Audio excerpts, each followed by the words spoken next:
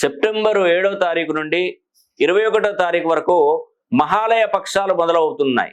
ఈ మధ్యకాలంలో మీరు అమావాస్యను పురస్కరించుకొని నేను మహాలయ పక్షాలలో పితృశాంతి హోమం అనేది కూడా జరిపిస్తున్నాను.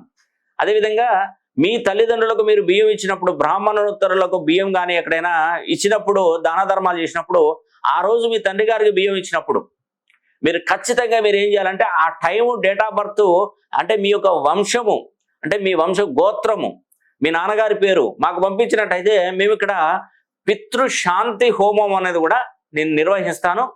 ఈ శాంతి హోమం కూడా మీరు కరెక్ట్గా మీరు ఎప్పుడైతే బియ్యం ఇస్తారో అదే రోజు చేయడం వల్ల మీకు అద్భుతమైనటువంటి ఫలితాలు మీకు తప్పకుండా కలుగుతాయి.